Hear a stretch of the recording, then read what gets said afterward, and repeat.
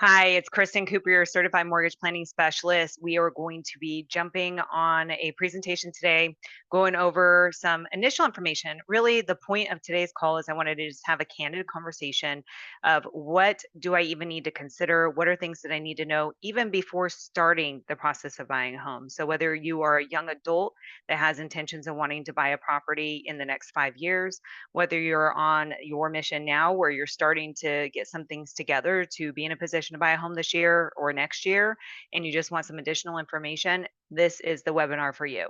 So, really, this is the readiness program of what are things that I need to know initially, and what does the process look like? What are some considerations, and go from there. So, thank you so much for taking the time and investing in yourself by being on this call.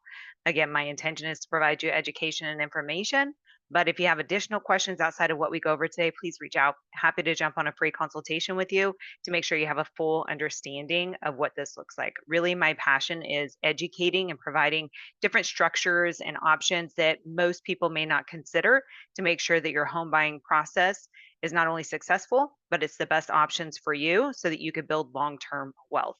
Now, I've been in the business over 20 years. We are a top producing team. So you can look me up all online. Not going to spend too much time on that because I really want this to be about you and providing information and content. But please reach out if you have questions, or if you know somebody that is looking to buy, share this with them, this video with them so that they can get some additional information as well.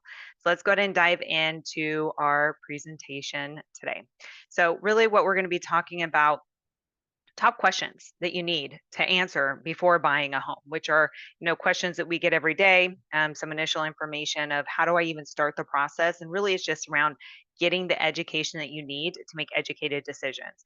First question is, why even buy? Right? We got rent versus buying. We hear that all the time. Well, when you're renting, generally the pro of it, if you want to look at it as a positive, is that you don't have to take care of any of the maintenance. So when something goes wrong, you can call your landlord, hope that they fix it, and also, you can move whenever you want. You have a lease that's going to be up, and when that lease is up, you'll be able to move to a different location, which might be important to you depending on the stage of life that you're in and maybe some future moves that you may need to make. And then we look at the buy side. Well, one of the big things is when you buy a home, there's not any rent increases, right? So once you have a mortgage, if you have a 30-year fixed rate mortgage, the mortgage portion cannot adjust on you. It's going to be the same. So you know exactly what to expect. So even when you buy a home, initially, maybe the payment's a little bit higher, but eventually, as it diverses, meaning your rent goes up, your mortgage stays the same, you're going to have the offset, which is how you make so much money when you purchase a home. You build equity, you build wealth. There's some tax benefits and tax structures that a lot of people don't realize. So initially, you think, oh, my payment's going to go up, which is typically the case. But things to consider is that if you have a tax benefit, that's additional money that's in your pocket every year that can help contribute towards the difference in the mortgage that you wouldn't have if you were to rent a property. Also, the pride of ownership. I don't know about you, but grow up, that's the thing, is you want to own your own piece of land, right? It's like your piece of dirt. Great country song on that. Own, your piece of dirt, and that's true. We want to have our own area that's ours. That it's our rules. We can control the information or the people that come on the property, what we do with it, and just having the stability. Although it's a benefit for some people that you have a lease and you can move, for most people, you don't want to have to move every year. And if your lease is up, they can kick you out and you have to find another place to rent. Not only is your new deposit probably going to be higher, your rent's probably going to be higher. It may not be where you want to be, the location you want to be in, especially if kids and schools, and trying to figure that out can be a real disadvantage as well. So just knowing that it's yours and that you can paint it, you can have pets, which is a huge thing. A lot of rental places now don't even accept renters that have pets. So if you have pets, that's another reason that you want to look at it. Then you just need to consider, am I ready? I don't think that everybody should buy. I don't think that everybody's ready to buy. And I think it's really important that you take some time and really get into it and say, okay, am I ready to really buy a home? Some things to consider. First is, mentally and emotionally, am I in a position and in a space that I can own a property and take care of a property? Why are you wanting to purchase is really important. Is it that you're going to be building a family and you want stability? Is it that you want to build wealth? Those are really important things that you need to understand before you start the process. How long do you plan on staying in the home is a big one. If it's somewhere you're only going to stay a year or two, typically it's not going to make sense for you to buy because you're going to have to sell the property and have the cost for selling. So if it's somewhere where you plan to be for the next several, 3, 5, plus years and it's a long-term investment, then that's something that's typically going to be a good option. And that's something that we look at as well. Are you going to be downsizing? Are those, are you maybe going to be in a position where right now you're going to go into retirement and this is a home, but maybe you're going to move in the next couple of years, things that we all have to consider. And then big one. So you want to know, who are you buying with? And is this something you're willing to have a long-term commitment with? Now, what I mean by that is, we have a lot of applicants that are not married and they are buying a home jointly. You have to have confidence in that other person that you're buying with, that it's somebody that you want to buy with. Because if you're a joint owner, that means you both own the property. Then that means it's both of you that has to make decisions around keeping that property or selling it. If you're in a relationship and that relationship ends, you need to make sure you have, good understanding of what that means and what that's going to look like for all parties involved as well. Really important to understand. Also, really want to make sure you're working with the right team around, mom, kid buying and things like that, because there are some rules and some consequences and things that you want to be prepared for when it comes to tax liability, legal and stuff like that we go over too. And then how much responsibility are you willing to take on with the home? That's another big one, because it's not, I buy the home, it's all taken care of. You're going to have expenses as a homeowner. If something goes wrong with the home, you're going to have to be in a position to take care of the property. You're going to, if you want new carpet or new windows or whatever, those are things that you're going to have to make the investment into the home, which you will get a return on the investment, but you still have to have the funds in order to put into the property. So having responsibility of a home is going to be really important. And then also looking at the financial aspect of it. What are we going to look at on the lending side? Because how it works when you purchase a home is, ideally you're going to start with a lender, because we need to know money wise, how much can you afford? That's really important to decide what price point of a home that you are going to be looking at. So first we start with the lending side. How much of a home loan can I get? What are the different options, programs, products available to me? Now I'm on the broker side, which means I could shop over 80 different lenders for you, make sure not only you're getting the best rates and pricing, because I go directly on the wholesale side, but also we have a huge array of programs and products available for you, which is really important. So I get to do the shopping for you to make sure you're not missing out on any opportunities. And when we do that, there's several different things that we have to consider for you qualifying for a home loan. It is a lot different than applying for a credit card or an auto loan or any other type of loan. So we're going to be looking at the main pillars, which is your credit, your cash, how much money you have, what your income looks like, and what's called your DTI. Your DTI is your debt to income ratio, means how much debt do you have versus how much income you have. So we're going to talk briefly on each of these, just give you a high overview of what we're going to be looking at, some things to consider. But we sit down together and we go over all this information. So when we look at your credit, there's a huge range of different availability for credit scores. I mean, you can have credit scores under 580,000 on some programs all the way up. Now, ideally, you want to have the best credit score that you can.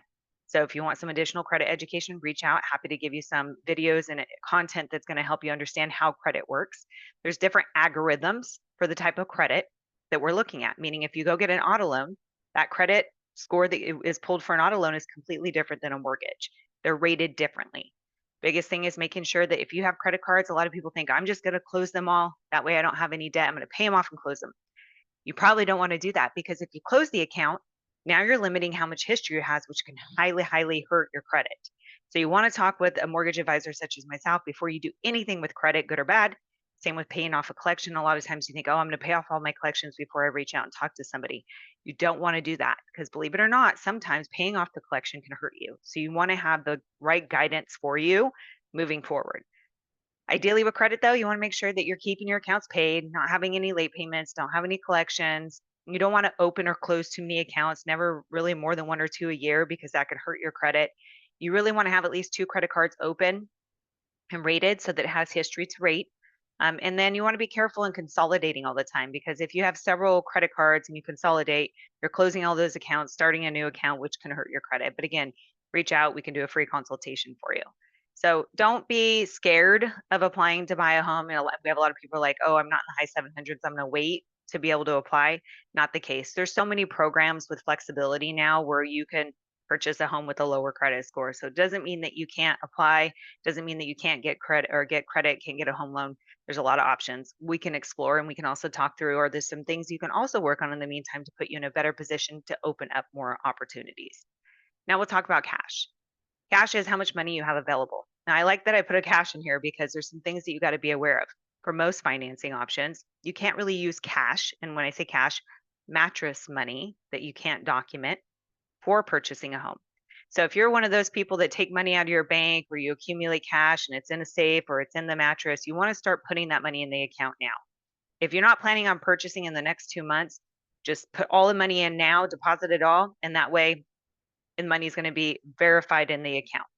Typically, most financing options require that we have 2 months bank statements with no large deposits. So you want to do that now. Now, if you are ready to buy and you're like, oh, I have this cash, what do I need to do? Reach out so we could talk about ways that we can work around that. Also, you kind of want to focus on budgeting and purchasing. We're going to talk more about that, but really, you want to have 2 to 4 months of whatever your monthly survival number is. And monthly survival number gets into budgeting. And what that means is, what are your monthly expenses that you must pay? Your survival number, meaning if something bad happened, these things still have to be paid. What is that amount per month? Ideally, you want to have at least 2 to 4 months in a savings account of those funds as a cushion so that you have a little bit of flexibility when you have a mortgage that you have money to pull from when needed. So that's known as your monthly survival number, which is in part of my budgeting course that you're going to have access to that you can go back to. So you really want to get to your budget. You want to look at it. You want to see how much money do I have outgoing? How much money do I have incoming? Because although we could tell you what you qualify for, I'm more worried about what your lifestyle payment is, and only you can identify what that is. And your lifestyle payment is, what can I truly afford for my mortgage? Not what I can qualify for, but based on my spending habits and what I like to spend money on, how much money do I have left over? Maybe you're willing to give up the Starbucks. Maybe you're willing to give up some of the memberships. And after that, those things are given up.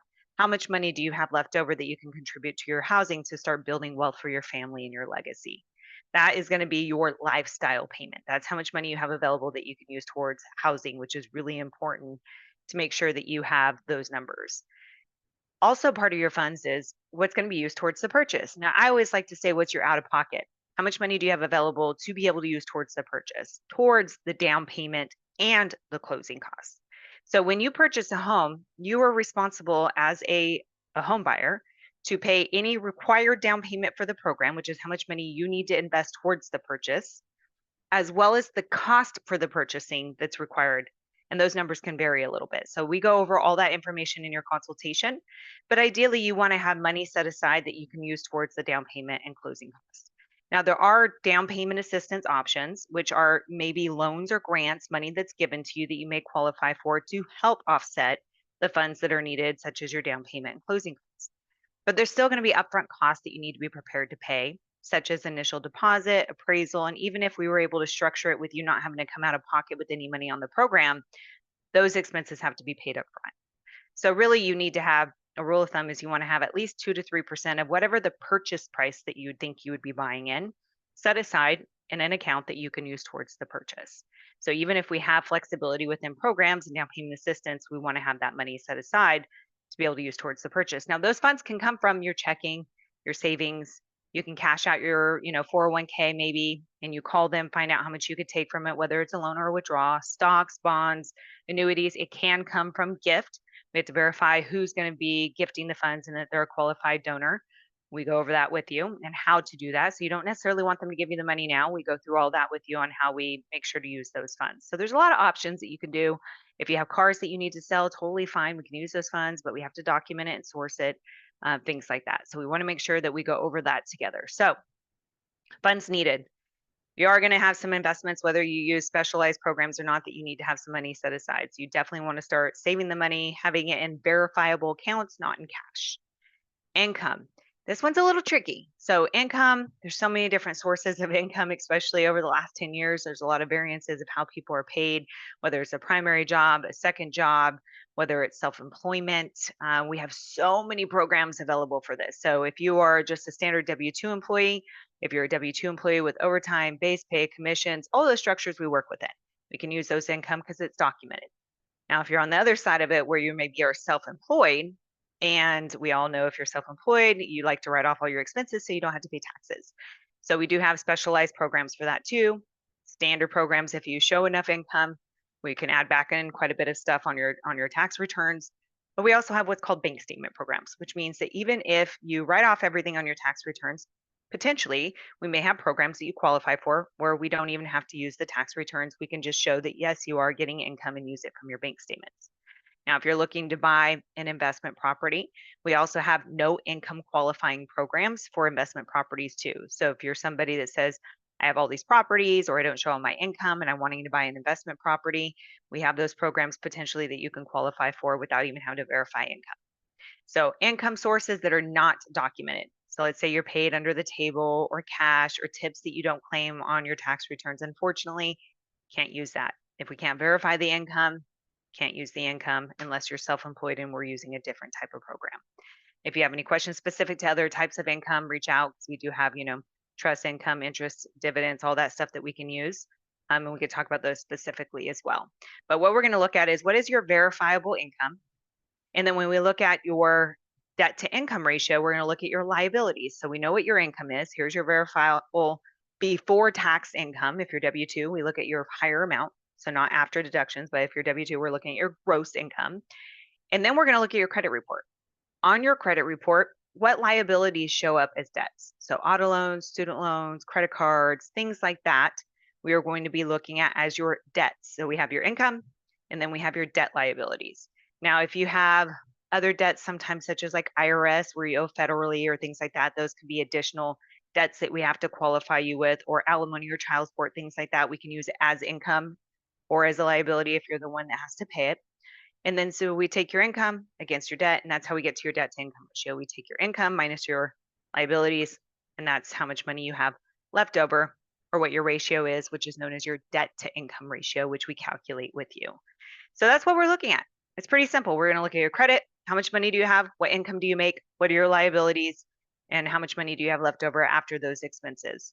So you have once you made up your mind, I want to buy a house. I want to leave my family legacy. I want to have pets, whatever your emotional, mental capacity and thoughts are around buying a home. Yes, I'm in. Then we look at your financial.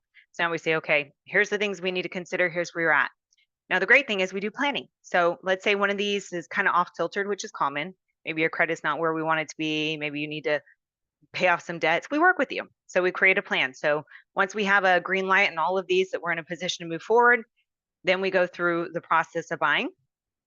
So you get pre-qualified. Now, what pre-qualified means is that you've met with me as a mortgage advisor. We sat down, we looked at you, all those things we just looked at, your credit, your income. We verified what programs you qualify for. We go over what the terms are. You're good with it. Now we have you, there's pre-qualified, which means we talked about the numbers. There's pre-approved, which means that we verified everything. Now I give you a pre-approval letter as a lender, and you start working with your real estate agent, which I can connect you to the best in the business. I've been here a long time and I work with the best. So I can connect you to a great real estate agent, and then you can go house shopping. You get to go look at homes, you let them know what you're looking for.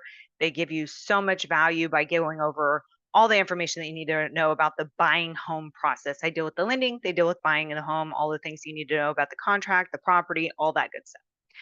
Once you put in an offer and they accept your offer, the seller says, yes, we love your offer, we accept the terms. Now you're buying that home. We go through a process of you buying the home, which means now we actually get you qualified with you're pre-approved with the loan. Now we get the loan approved for this specific property. And then once we do that, confirm the appraisal, which means that the home came in, it's worth what you're willing to pay or more. And we go through the process. Typically, when you're buying a home, from when your offer is accepted to close, usually you're looking at probably 30 days. So during that process, we go over everything you need to know, each step. You put in your notice if you're renting, all of that good stuff. And then when we come to the closing, you sign with the notary, provide all the money that's due, and then it's moving day. So a lot of great factors. Another great thing to keep in mind is, let's say that you were to put in an offer and you got the keys, let's say July 15th. If you got the keys July 15th and you now own that home, typically you're not going to have a payment in August. Your first payment would start September 1st, always due on the 1st, and then you have until the 15th of the month to make your mortgage payment. So what's nice about that is when you're making a move and you're going from renting into owning, it gives you a good gap to be able to move from one place to the other. So you don't feel like you have to time it on the day so you're not making double payments. You have that cushion in there to make the move, which is really nice when you're making that transition. So how do you find a great lender? Hopefully you're on here, you already found a great one. You can look me up, you can find all my reviews, all my videos, follow me on social. You'll get a lot of great tips, strategies, my newsletter. Reach out to me if you have any questions. Like I said, I've been in this for over 20 years, top producing, and really, really love working with clients. I remember growing up, me personally, we moved every year. So I was, my mom, before she bought a home, it was the rent cycle of move, move, move. And that meant sometimes schools, really challenging. So for me, I have a great passion to help families find security.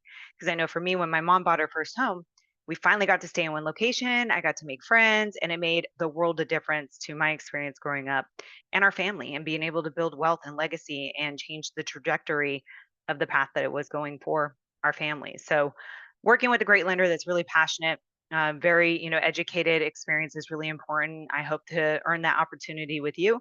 And then I can connect you to a great referral for a real estate agent if you don't have one, or if you need a good one. Working with the right team is really important. And so, working with a relationship between myself and if I'm working with an agent, there's no kickbacks. We don't get anything between each other.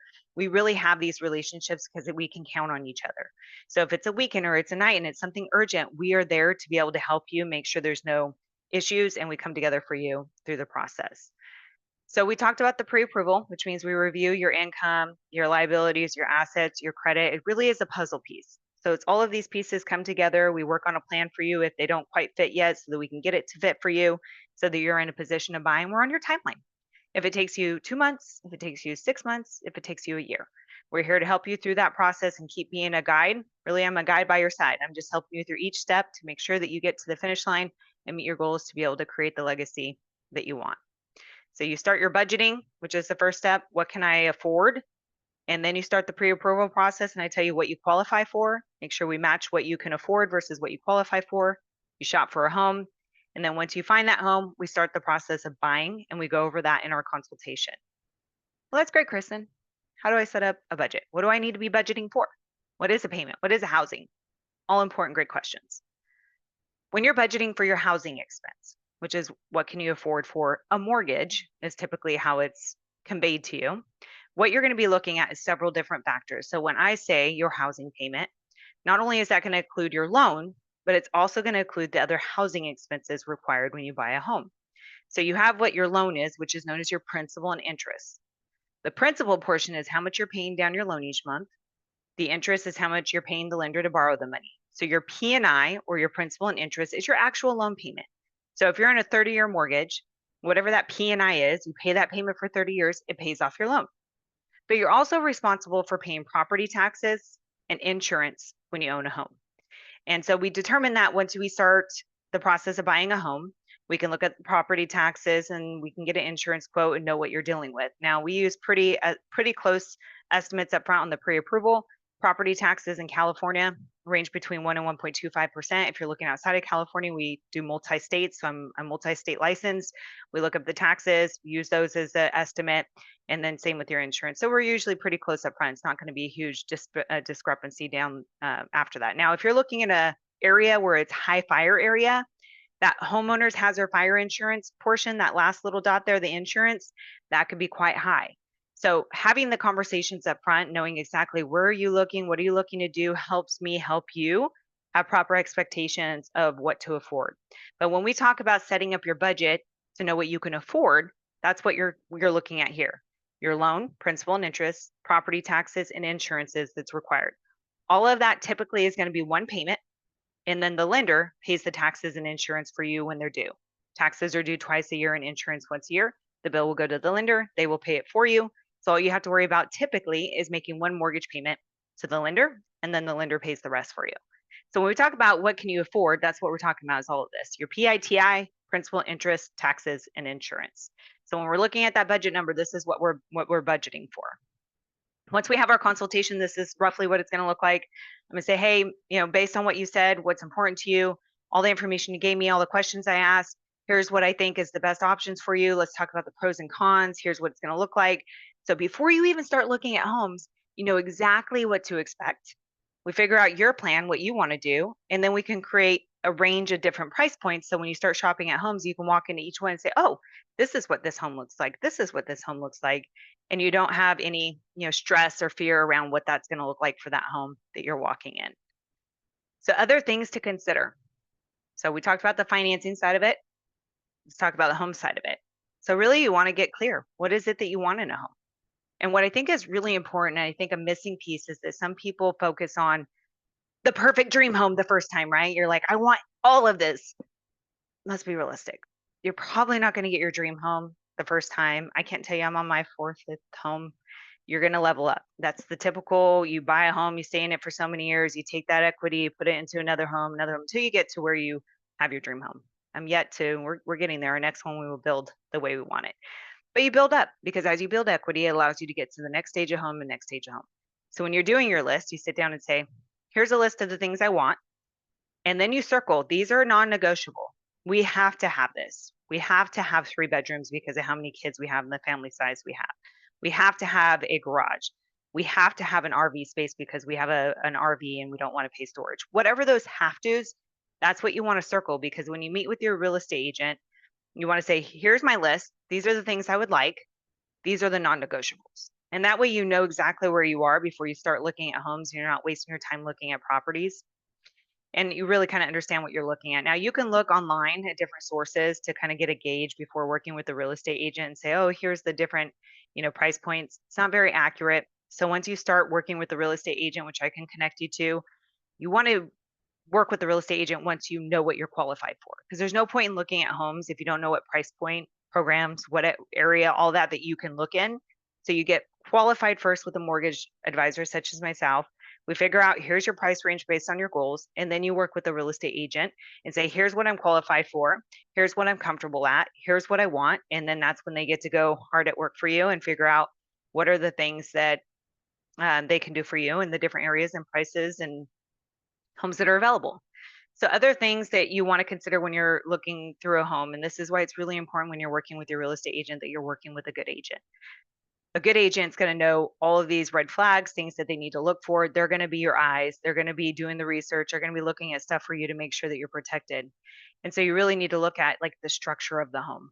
Most people, such as, myself, I'm not a contractor. I have no idea. I mean, I have some information, obviously, being in the business with some things, but I don't understand a lot of that. A lot of agents are trained in that stuff. They, learn all of these things because they want to make sure that, they're giving you some initial insight. And then, of course, you have inspections, which we'll talk about that you can do later. So you want to look at different, the floor plan. You want to look at the storage space. You want to look at things that you're going to have to put into the home, repairs, upgrades. All of those things are really important. Neighborhood. So you do your research on the properties once you start looking at them to get an idea of the home that you're going to be buying. And this is another great question. It's like, how many homes should I look at? I have some people that buy the first home they look at. Now, I think it's a good idea to look at several homes. However, if you find the right home the first time and it marks out your box and you get your offer accepted, it's actually probably a benefit that you didn't have to spend all the time looking at the other homes, getting your offer rejected and all that kind of stuff. So really, there's no one shoe fits everybody. It depends on when you find that right home. So if you have your list, you're ready, you're prepared, you know what you need, and you find the right home, they accept your offer, you could find it on the first one, or maybe it takes several. It just depends for each person. It could be a little bit different. Now, we talked about how your agent is there to help your eyes and kind of point out things for you, but you still will want to get inspections because you want to make sure that you have an actual licensed inspector look at the property for you so that you know exactly what you're buying. So you could get a home inspection, and a home inspection is an inspector that comes in and they fully review the home and let you know everything that's wrong with it. Their job is to pick it apart so that you know exactly what's wrong with it. We don't get a copy of that on the lending side. We don't require it typically. That's something you do separately. So we're not going to see any of that stuff, but it's good for you to know what's going on with the property. And then your agent's going to let you know if you should get a roof inspection, a pest inspection, what they think that you should get as far as inspections based on the location of the property condition, and work with you closely to make sure that you know exactly what's going on with this home before you fully commit to signing the papers and owning the home. So there's a lot of things in place, contingencies, inspections, things like that to protect you. So it's really important to understand. I know it could be very, very scary and very fearful when you're looking to buy a home because you're like, this is a huge commitment. It is, but there's all of these processes in place to make sure you know the property condition of the property, you know what you can afford, so that we're putting you in a good position moving forward. So that's why we're here as a team, is to make sure that we help you through that. You can also get a home warranty. Home warranty is just a 1-year warranty. You can continue it each year. But what's really great about it, and I always recommend it for, unless it's a brand new home, is that the 1-year warranty that you buy, if anything that's covered under the warranty, typically you're paying only like a $75 to $100 what's called trip fee versus a big deductible. So it's good insurance the first year because after the first year, kind of know what's going on with the property, and we'll go over more of that. But it's good protection again to help you mitigate the risk on the property. So it's really good to make sure that you're getting all that information. So figuring out, putting in an offer, how does that work? Well, you're going to work closely with the real estate agent and you guys are going to figure out, what do we think the home's worth? What are you willing to pay? They go over what's called your initial earnest money deposit, which means that should the seller accept your offer, you're willing to place X amount as a deposit towards this purchase. So it'll be used towards the purchase and it's not an additional cost or fee, but it's just an initial deposit. It says, hey, yes, you agreed to accept my offer, and I'm agreeing to show you in good faith that I am going to purchase this property. So here's some money right now that's going to be used towards my purchase. You'll go over contingency periods, which means based on dates that you have, that money is refundable. You're also going to go in move in dates, what your closing date is, how long is the offer valid for. So a lot of information goes into putting in the offer. It's not like we're just going to throw out an offer. Your agent goes over all of this information with you so you're completely clear before putting in an offer and that you feel good about the process and the negotiation process moving forward. So really, like I said, this is an initial conversation just to explain what does it even look like? What is home buying? Renting versus owning, all of these things. We can dive in. My home buyer class, my actual boot camp class goes deeper into the benefits, the actual numbers and things like that. So you can jump on one of those classes in the future or reach out to me. This is really just getting you the initial conversation of what does it even look like? And then from there, we can always schedule a consultation, which you can just scan the QR code here, or you can go to my website and you can book an appointment with me there, call, email, text, whatever works. Let's jump on a call and create your home buying plan. There's no I'm not gonna harass you. There's not gonna be any stress involved. It's just a matter of how can we start today to get you to prepared so that you can buy a home. The sooner you buy a home, the sooner you're creating wealth for you, generational wealth for your family. Kind of works like compound interest. The sooner you start, the more you're going to accumulate, the more money you're going to have, the quicker you're going to get to your future dream forever home and be able to create a legacy and leave that for your family. So not only do you get stability, you're creating wealth along the way. And then I hold your hand through that. So even beyond you purchasing a home, you're my client for life. We talk about how to protect your assets, how to build more wealth, insurances, things that beyond the mortgage is going to help put you in the right position because there's such a need, there's such a gap between owning a home and getting to a place of being financially secure. And so I've created many courses to be able to help you with that. If you need assistance with setting up a budget, let me know. I'm happy to send you my course on budgeting. I have a budget on 6 steps to financial security. So if you really just want to get dialed in with your money and feel good about that, let me know. Happy to be able to give you that information as well. So book a call today, reach out to me. Would love to have a conversation so that we can create your home buying plan, start your journey, and get you on the path to homeownership.